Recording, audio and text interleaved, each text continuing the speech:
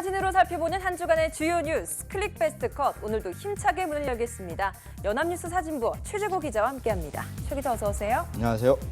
내일이면 어버이날이잖아요. 부모님께 드릴 선물 준비하셨나요? 네, 뭐 약소하게나마 이미 꽃은 보내드렸는데 선물은 뭐니 해도 정성이잖아요. 뭐 크고 거창한 걸 준비했다기보다 제 얼굴을 보여드리고 부모님 뵙는 게 큰 선물이라고 생각하고 이렇게 같이 할 시간을 잡아뒀습니다. 네, 말씀하신 것처럼 거창한 선물보다는 마음을 전달하는 게 가장 중요한 것 같습니다. 클릭 베스트 컷 첫 번째 사진부터 살펴보겠습니다. 네, 활짝 웃고 있는 예쁜 꼬마 공주님의 사진이에요.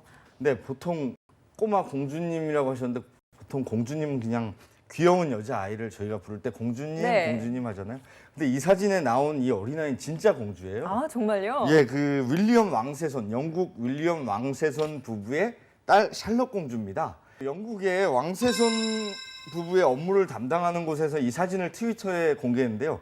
그 공개한 이유가 이제 5월 2일이 샬럿 공주의 첫 돌입니다. 아, 그래요? 예, 그래서 이렇게 사진을 공개하면서 나온 거예요. 이 사진이. 그래서 보면 손수레 같은 걸 밀고 있어요. 네. 그리고 이제 막 걸음마를 시작하는 그런 귀여운 모습인 것 같습니다. 네, 첫 돌을 맞아서 전 세계 각지에서 참 축하의 선물도 많이 보내왔다고 하는데 어떤 선물들이 있었나요? 예, 그 엄청난 선물들이 들어왔습니다. 공주이니만큼 참 그럼요. 선물도 굉장히 스케일이 클 것 같습니다. 근데 그 공주다 보니까 선물도 어마어마하게 받았습니다. 그 전 세계 64개국에서 이렇게 쏟아지는 선물을 받았는데 그 중에 특별한 걸 짚어보면요. 그 다이아몬드, 루비, 사파이어 그리고 뭐 손잡이 18K 백금으로 만들어진 그 약 3만 파운드 우리 돈으로 5천만 원 정도의 딸랑이. 딸랑이 하나가 5천만 원이요? 예, 딸랑이를 대단하네요. 받았다 그래요. 뭐 그 중에 하나인 거고 또 세계 유명 인사들이 많은 선물을 보냈는데 멕시코 대통령 부부는 역시 딸랑인데 이번에는 은으로 만든 딸랑이. 예. 그리고 할아버지 찰스 왕세자는 좀 이렇게 검소하게 버드나무로 만든 딸랑이를 선물했어요. 딸랑이 보기 굉장히 많은 것 같은데 어떤 예. 딸랑이를 제일 좋아하는지도 궁금하네요. 신기하게도 할아버지가 준 버드나무로 만든 딸랑이를 제일 좋아했다고 해요. 아, 그래요? 이제 가장 실용적인 선물은 누가 있을까요? 가족입니다. 있을까요? 아. 이모가 했는데요. 피파 미들턴이 선물을 했는데 하나당 6,000원 정도, 약 4파운드인데요. 그 가격에 기저귀를 선물했습니다. 이 기저귀는 특이하게 생분해가 되는 그런 자연적으로 없어진 자연 친화적인 기저귀였다고 하네요. 네, 정말 실용적인 선물인 것 같습니다. 네. 이 샬럿 공주가 입고 있는 이 옷을 만든 업체도 밀려드는 주문에 즐거운 비명을 지르고 있다고 하는데요. 이 정도면 전 세계에서 가장 유명한 아기라고 해도 틀린 말은 아닐 것 같습니다. 다음 사진 살펴보도록 하겠습니다. 네, 가장 먼저 눈에 띄는 게 밀짚 모자고요. 그리고 이 뒤에 벽면에 취임 선서 액자도 걸려 있어요. 근데 또 눈에 띄는 게 유리창 사이로 많은 사람들이 이곳을 구경하고 있네요. 어떤 예, 사진이죠? 뭐 이렇게 서재 같은데 많은 사람들이 구경하고 네. 있으니까 신기한 분위기인데 이 사진은 밀짚 모자 하면 제가 말씀드린 바로 생각날 거예요. 노무현 전 대통령의 네, 맞아요. 사절입니다. 고 노무현 전 대통령이 이렇게 마을을 돌아다니고 자전거를 타고 할 때 이 밀짚 많이 쓰고 모자를 다니셨죠. 예, 많이 쓰고 다녔습니다. 그리고 이 사진에 보면 선서하는 장면이에요. 대통령 네. 선서. 대통령 선서하는 장면인데 그런 장면이 있습니다. 지난 1일이에요. 경남 김해시 봉화마을인데요. 그동안 이제 권양숙 여사가 사시다가 권양숙 여사도 이사를 갔죠. 그래서 고 노무현 전 대통령 사저가 일반인들에게 공개가 됐습니다. 그래서 그 공개된 팀에 일반인들이 들어와서 사저를 둘러보고 있는 거죠. 네. 그 노무현 재단은 노 전 대통령의 7주기를 앞두고 봉화마을 사저를 시범 개방했는데요. 일단 주말에만 개방이 된다고 해요. 그 시간은 11시, 오후 1시 반, 오후 3시 이렇게 세 차례가 주말 이틀간 개방이 되는데요. 사진에 보이는 곳이 그 노 대통령이 독서 이 책 보이시죠? 네. 독서하거나 이렇게 보좌관들과 회의했던 장소라 그래요. 그리고 그 예전에 노무현 전 대통령 살아있을 때 봉화마을을 방문했던 분들이 밖에서 소리 지르면 노 대통령이 나왔던 거 알고 계시죠? 아, 네, 유명하죠. 예, 노무현 대통령님 나와주세요 이렇게 소리 지를 때 여기서 이렇게 책을 보거나 뭘 하시다가 이 창문으로 나가서 보신 그렇죠. 건가요? 나가서 이렇게 방문한 사람들과 대화도 했던 장소입니다. 이곳을 둘러본 사람들의 소감도 궁금한데 어떤 반응이었나요? 뭐 대통령이 살던 곳이니까 뭔가 특별하겠지 하고 찾아갔다가 의외로 이렇게 평범한 모습에 살짝 놀랐다고 합니다. 그 이 사전은요, 2006년 11월 이제 부지를 매입하는 것으로 해서 짓기 시작됐는데요. 2008년 3월에 완공됐습니다. 고 정기용 건축가가 설계했고요. 대지 면적은 1,300평이 조금 안 되고 건축 면적은 182평이에요. 근데 182평을 전부 노무현 전 대통령이 썼느냐 그건 아니고 이제 전 대통령들은 경호를 해야 되잖아요. 그래서 네. 경호동이 약 70평 정도 있어서 경호동은 어떻게 보면 약간은 보안이 유지되는 곳이었기 때문에 일반인들한테 공개는 안 되고 이번에 공개된 곳은 노무현 대통령이 머물던 공간인 한 112평 정도가 공개됐다고 해요. 2009년 5월 23일 날 노무현 대통령이 서거하고 나서 혼자 이 사저에 지내던 권 여사죠. 권 여사는 13년에 이제 사저를 기부하겠다는 의사를 밝혔어요. 그리고 작년 10월에 사비를 들여서 다른 곳으로 이사를 가셨습니다. 그래서 지금은 여기 살고 있지 않고 이제 민간에게 공개되는 시초가 된 거죠. 네. 이 노무현 재단은 이 노 전 대통령 사저를 앞으로 한두 차례 더 시범 개방하고 그 과정에서 드러난 문제점을 보완한 후에 정식 개방할 방침을 밝혔습니다. 다음 사진 살펴보겠습니다. 이번 주에 새로운 원내대표 선출이 많았습니다. 먼저 새누리당인데 원유철 원내대표가 새로 당선된 정진석 신임 원내대표에게 꽃다발을 전달해주고 있어요. 네, 그 신구의 임무 교대 정도로 보면 되지 않을까 싶은데요. 네. 정진석 당선이죠. 20대 국회 당선인이고 19대 국회에서 새누리당 마지막 원내대표를 했던 원유철 의원인데요. 이 꽃다발이 꼭 바통 터치하는 것 같은 느낌이기도 해요. 예, 꽃다발 전해주면서 눈빛 교환하고 네. 있습니다, 지금. 새누리당 원내대표 후보에는 정진석, 나경원, 유기준 이렇게 3명이 나와서 박빙의 승부를 예상을 했었어요. 근데 의외로 결선 투표까지 갈 것이다 이런 예상을 했었는데 의외로 결선 투표 없이 한 번에 정진석 당선인이 이렇게 원내대표로 선출이 됐습니다. 그 69표를 득표했는데 원래 후보가 많을 때 과반수가 안 되면 결선 투표를 하거든요. 근데 네. 그 결선 투표 없이 69표. 그리고 2위가 나경원 의원인데요. 굉장히 많은 네, 표차로 당선이 26표 차이. 됐네요. 이렇게 여유 있게 제치고 대승을 거뒀습니다. 그래서 이렇게 꽃다발로 구 원내대표가 신 원내대표한테 이렇게 축하해 주는 장면입니다. 친박 유기준 후보는 그 최경환 의원이 말했었죠. 친박의 단일 후보는 없다. 그 발언 이후에 대거 이탈된 표심으로 겨우 7표를 얻었다고 합니다. 그 20대 총선 122명 당선인 가운데 친박계가 대략 한 60명에서 70명 정도인데요. 정당선인 승리에는 그 당내 주류 세력의 마음을 움직이는 힘이 있지 않았었나, 그 표가 몰리지 않았었나 하는 분석이 지배적이고요. 네, 그리고 정진석 신임 원내대표는 새누리당 출범 후 처음으로 원외 당선인 신분으로 원내대표 당선이라는 진기록을 세웠습니다. 네. 이번 새누리당 원내대표 선출에서 가장 중점적으로 거론됐던 부분은 어떤 게 있었을까요? 예, 집권 여당인 새누리당이 20대 국회 첫 원내 사령탑을 뽑기 위해서 이제 투표를 하기 전에 토론회를 하잖아요. 근데 여기 토론회에 나섰던 정진석, 나경원, 유기준 이 당선인이 있었어요. 근데 각자 이렇게 주장하고 설명하는 게 있었는데 네. 중점적으로 있었던 게 참패 요인으로 지목된 이번 총선에서 계파 문제 가지고 날이 선 질문들이 오고 갔습니다. 나경원 후보가 먼저 유기준 후보에게 친박계의 아주 대표적인 분이셨는데 친박이 아니라고 했다. 그 이번 선거에서 어떻게 계파주의를 청산할 건지 뭐 이렇게 계획이 있느냐 질문을 했는데 유 후보는 그렇게 얘기했죠. 뭐 저는 친박인 건 부인하지 않는다. 네. 그러나 그 이번 우리가 망가진 이유, 무너진 이유가 그 계파 싸움 때문이 아니었냐.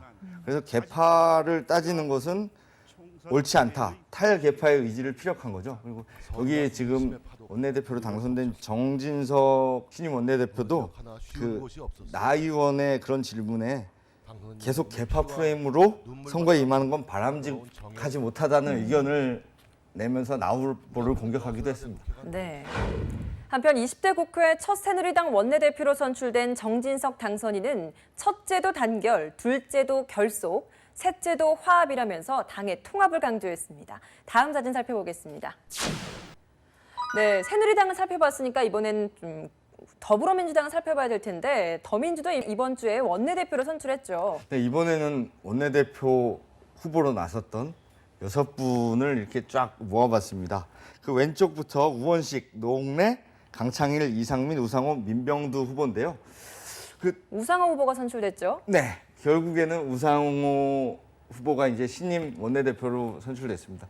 이제 선거 토론회 과정에서 재밌었던 게 그 원내대표에 3차례 도전했다가 그 고배를 마셨던 김부겸 당선인이 조언을 해줬어요. 우상호 후보에게 그 문 앞에 가서 그 유권자들에게 인사를 해라. 네. 그러면 표를 얻을 수 있다 이렇게 조언하니까 우상호 후보죠. 이제 알았다는 듯이 문 앞에 가서 일일이 인사를 하는 재밌는 장면이 연출되게 됐습니다. 네. 새누리당이랑 좀 비교를 해보면 차이가 있었어요. 새누리당은 1차 투표에서 원내대표가 선출이 됐었는데 더민주는 굉장히 박빙이었어요. 2차 결선까지 갔었죠. 예, 그 투표 룰을 보면 1차 투표에서 과반수를 얻게 되면 이제 당선이 됩니다. 근데 새누리당은 세 후보 중에 한 후보가 과반수를 얻었기 때문에 바로 원내대표가 선출된 거고요. 여긴 6 후보가 나와서 표가 많이 나뉠 수도 있었고 또 그만큼 박빙이었다는 얘기죠. 네. 네, 우상호 후보는 결선 투표에서 7표 차이로 승리했는데 참 박빙이었죠. 120표 가운데 63표를 득표했습니다. 그 우원식 후보는 56표 이렇게 득표해서 딱 7표 차이로 이제 당선이 됐어요, 원내대표로. 네.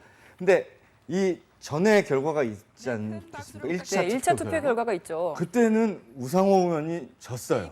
우원식 그래요? 의원한테. 예. 그 우원식 의원이 40표를 얻어서 1위를 차지했었고요. 우상호 의원은 36표로 2위로 결선에 올랐는데 결선에서 이제 7표 차로 뒤집어진 거죠. 그럼 이 우상호 신임 원내대표는 어떤 인물인가요? 네, 그 범주이긴 하지만 당내 최대 세력이죠. 그 친 문재인 그 직계는 아닌 입장입니다. 임기는 내년 5월까지예요. 대선 전국 초입까지 그 수권 야당의 모습을 갖추는 야당의 모양새를 만드는 그런 노력이 필요할 것으로 보입니다. 네. 더불어민주당은 8월 말에서 9월 초 사이에 전당대회를 열어서 새 대표를 선출하기로 한 상황입니다. 우상호 신임 원내대표는 9월 열리는 20대 국회 첫 정기국회 준비와 함께 전대를 측면에서 지원하는 뜨거운 여름을 보내게 될 전망입니다. 다음 사진 살펴보겠습니다. 네, 요즘 굉장히 세간의 주목을 받고 있는 기업이죠. 옥시레킷뱅키즈인데 대표가 기자들 앞에서 사과를 하고 있네요.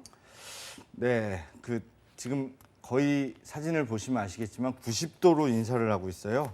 90도로 인사하는 사람이 그 아타 샤프달 한국법인 옥시 대표입니다. 그리고 기자 취재진들이 굉장히 몰려 있죠. 네. 사진 왼쪽을 보시면 화가 난 표정의 한 분이 서 있습니다. 지금 뭔가 따지는 듯한 자세로 이렇게 서 있는데요. 누구시죠? 그 알고 계시는 심각한 문제가 있었던 가습기 살균제 피해자분의 가족이죠. 그래서 이제 옥시 대표가 이렇게 사과를 하고 있는 기자회견을 하는데 가족분들이 피해자 가족분들이 들어오셔서 항의를 하는 거죠. 저 같아도 항의했겠어요. 그 피해를 당한 당사자는 여기 있는데 기자들만 불러놓고 그 사람들한테 먼저 사과를 한 거죠. 그리고 또 이런 사건이 일어난 지 5년이 지나서야 이렇게 사과를 하니 얼마나 진정성의 문제가 느껴지겠습니까? 그렇죠. 우리가 어디 가다가 교통사고를 내더라도 먼저 병원에 옮기고 그다음에 뭐 보상을 어떻게 할 것인지 뭐 나중에 얘기하는데 그 이 피해자분들은 굉장히 큰 피해를 당했어요. 정신적으로나 아니면 신체적으로도 큰 피해를 당했죠. 근데 지금까지 5년 동안 아무 말도 안 하고 있다가 왜 이렇게 갑자기 사과를 하게 됐을까요? 그러니까요. 피해자 가족분은 여기 화가 나서 직접 기자회견장에 오신 거예요. 그래서 지금 옥시 대표한테 항의를 하고 있는 모습의 사진입니다. 아타샤 푸달 대표는 이 기자회견에서 그렇게 말했어요. 그 지난 5년간 사과와 보상 등의 얘기가 없었던 이유는 충분하고 완전한 보상안을 마련하느라 늦어졌다고 이렇게 말했는데 네. 저는 솔직히 개인적으로 좀 화가 나는 발언이었어요. 와닿지 않습니다. 근데 그 뭐 정말 와닿지 않죠. 5년 동안 뭐 보상을 먼저 하는 게 중요한 거지 보상안을 마련하려고 무슨 고민을 얼마나 했겠습니까? 네, 그리고 보상을 하기에 앞서서 진정성 있는 사과가 먼저죠. 그렇죠. 어쨌든 정부가 판정한 1, 2등급 피해자들한테 일단 옥시에서는 50억 원을 보상한다 그랬고요. 나머지 피해자들을 위해서도 50억 원을 추가 기금을 마련해서 이렇게 보상을 한다고 옥시는 이날 발표했습니다. 이 기자회견에서 사과를 하는 상황에서 피해자와 가족들이 반발하면서 잠시 중단되는 사태도 있었죠. 네, 이 사진이 그 장면인데요. 굉장히 크게 강하게 항의를 했고 기자회견이 잠시 중단됐어요. 이 피해자 가족은 나와서 내가 옥시에 100번을 넘게 전화를 했다. 100번을 넘게 전화해서 책임자를 만나게 해달라고 했는데 아무 답변도 없더니 이제 수사가 시작되니까 이제 와서 이렇게 사과하느냐고 막 하소연을 했습니다. 그리고 가습기 살균제 피해자 유가족 연대죠. 그 가족들은 수백 명을 죽인 옥시는 전대미문의 대참사를 유발했다. 그럼에도 불구하고 편법으로 법인을 해산해버리고 그 회사명을 2번이나 바꿨어요. 이런 식으로 거짓과 위선으로 사건을 자꾸 은폐하고 축소하려고 했다고 주장했습니다. 10분 동안 중단됐던 기자회견은 옥시 대표가 기자회견 후에 이 피해자 가족들과 직접 면담을 하기로 하면서 다시 재개됐습니다. 어쨌든 간에 최근에 검찰 수사가 시작됐잖아요. 네. 그러면서 이런 사과가 발표되니까 진정성보다는 검찰 수사를 어떻게 피해보려는 사태 수습을 위해 급조한 대국민 사과가 아니냐 이런 여론이 강한 상태입니다. 네. 사과 기자회견에도 불구하고 여론의 싸늘한 반응은 쉽사리 수그러들지 않을 기세입니다. 당장 이번 사과는 검찰의 수사가 본격화되고 불매운동에 따른 매출 감소로 인해서 졸속 결정됐다는 시각도 많기 때문인데요. 한국 법인 문제로만 한정해서 이 사태를 마무리하려는 속셈이 아니냐는 지적도 나오고 있습니다. 다음 사진 살펴보겠습니다. 동그란 창문 사이로 쿠바 국기죠. 쿠바 국기를 들고 환하게 웃고 있는 여성, 그 뒤로 또 카메라를 들고 찍고 있는 남성의 모습이네요. 이게 어떤 곳인 거죠?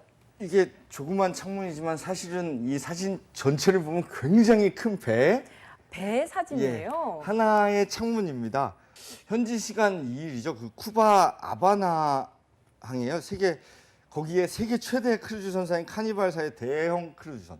아주 대형 이런 창문이 굉장히 많은 크루즈선인 아도니아호가 입항하는데요. 그 승객 중에 2분이 좀 나이가 있으신 분 같아요. 2분이 쿠바 국기를 손에 들고 한 손에는 카메라를 들고 이렇게 기념 촬영을 하는 모습입니다.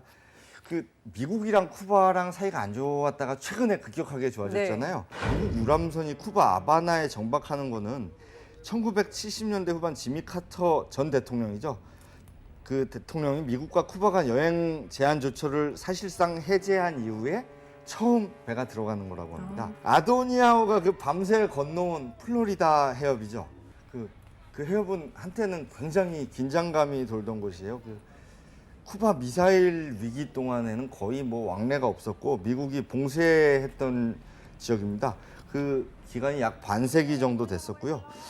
또 슬픈 이야기일 수도 있어요. 수만 명의 쿠바 망명자들이 미국에 가기 위해서 뗏목을 만들어 탄다든지 하고 플로리다 해협을 건너다가 아사하거나 익사하거나 했던 장소이기도 해요. 그런 역사적인 곳을 이제는 큰 유람선, 세계적인 선사가 운행하는 큰 유람선이 들어가고 있는 거죠. 그럼 배가 이렇게 항구에 도착하고 나서 이 사람들이 내렸을 때 쿠바 사람들이 굉장히 많은 환영회를 열어줬을 것 같아요. 어떤 것들이 있었나요? 배에서 내릴 때 그냥 배에서 펄쩍 뛰어내리는 게 아니고 이렇게 터널처럼 생긴 육교 같은 걸 이용해서 내리잖아요. 네. 거기를 쫙 걸어와서 사람들이 나오니까 쿠바 특유의 컬러풀한 의상을 입고 정열적인 모습들이죠. 그런 사람들이 이렇게 춤을 추고 무용수들이 달려들어서 이렇게 환영해주는 행사가 있었다 그래요. 네. 그리고 이게 준비된 환영 공연은 아니었는데 마치 준비된 공연처럼 적극적으로 환영해줬다고 합니다. 한 여성 관광객이 나는 쿠바인도 아닌데 이 장면을 보니까 역사적인 장면을 보니까 너무 감격스럽다며 눈물을 흘리기도 했습니다. 이 아도니아호는 아바나를 거쳐 쿠바의 다른 도시들을 잇따라 방문한 후에 마이애미로 돌아갈 예정인데요. 유람선 탑승 가격은 개인당 $1,800 수준이라고 합니다. 다음 사진 살펴보도록 하겠습니다. 네, 오늘의 마지막 사진입니다. 꼬마 동자승이 합장을 하면서 하품을 하고 있네요. 이제 아니, 곧 부처님 오신 날이 다가오죠. 네, 굉장히 귀여운 모습인데 막 이 하품하는 장난도 치고 싶고 이런 네. 사진이에요. 2일 오전 서울 종로구 조계사에서 있었던 행사인데요. 부처님 오신 날 앞두고 대웅전 앞마당에서 열린 동자승 당기추가 보리수 새싹학교 삭발 수계식입니다. 이름이 참 길죠. 그 동자승이라는 건 다 아실 테고 단기출가는 이렇게 잠시 다녀오는 체험 행사를 그냥 만든 말 같아요. 그리고 네. 보리수 새싹학교는 계속해서 내려오는 일종의 그 동자승 체험학교의 이름이에요. 거기 이제 입학을 하려면 동자승의 특징이 뭡니까? 우리 스님들처럼 삭발을 해야 되거든요. 그래서 삭발을 하는데 두 손을 합장하고 수계식에서 근데 이 어린 나이에 천진난만함은 못 버린 거죠. 네. 그래서 하품을 하고 있는 모습을 사진 기자가 절묘한 타이밍에 포착해서 이 보도된 사진입니다. 그 이제 동자승이 체험을 위해서는 이제 굉장한 서류 심사를 거쳐요. 그래서 제가 알아봤는데 여기 신청을 하면 몇백 대 1의 확률을 뚫고 아, 그래요? 이 자리에 간다고 합니다. 그래서 결국 한 10명 정도만 동자승 체험 행사를 할 수 있는데요. 이 행사의 조계사 주지 지연 스님을 계사로 삭발과 수계식 봉행이라고 그러죠. 그게 열렸었고요. 장삼 가사를 입은 의젓한 모습으로 박수갈채를 받았습니다. 이제 부모들도 이 행사에 참석을 하잖아요. 근데 어떨까요, 심정이? 이렇게. 뭐 뿌듯할 것 같기도 하고 또 머리를 이렇게 깎아 민 걸 보면서 좀 가슴 아플 것 같기도 해요. 안타까울 것 같기도 네. 하고 그래서 뭐 자녀들이 이렇게 자기 표정을 못 가면 마스크를 하고 온 부모도 있고 한데요. 이렇게 숨죽이고 지켜보다가 의외로 의젓하게 이 수계식을 하는 걸 보고 오히려 감동을 받아서 눈물을 흘리는 경우도 네. 있었다고 해요. 그러니까 그렇게 경쟁률이 굉장히 높은 거겠죠. 네. 천진난만한 모습의 동자승들은 그동안 가는 곳마다 사람들의 눈길을 사로잡아 부처님 오신 날 봉축 분위기를 띄우는 역할을 톡톡히 해왔는데요. 봉축 행사의 마스코트로 활동할 개구쟁이 스님들의 멋진 활약 기대해 보겠습니다. 네, 여기까지 오늘 저희가 준비한 사진 모두 살펴봤습니다.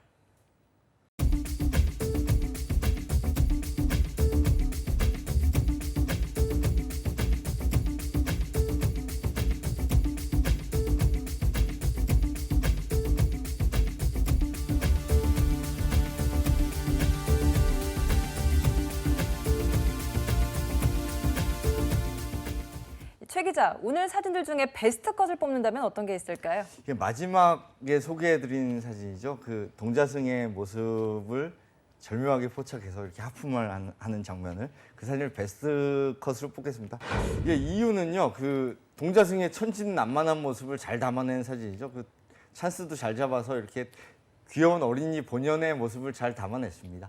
그리고 오늘부터 이 부처님 오신 날 관련해서 많은 행사들이 있으니까 가족 나들이를 한번 다녀보는 것도 좋을 것 같습니다. 내일은 어버이날입니다. 1959년 5월 8일을 어머니날로 지정해서 갖가지 경로 효친 사상이 담긴 행사를 실시하다가 아버지의 날이 거론되자 1973년부터 어버이날로 바꿔서 진행된 건데요. 어버이날을 상징하는 꽃 빨간 카네이션의 꽃말은 바로 사랑과 존경이라고 합니다. 부모님께 사랑과 존경의 마음 전하는 주말 보내시기 바랍니다. 클릭 베스트 컷 여기서 마칩니다. 시청해주신 여러분 고맙습니다.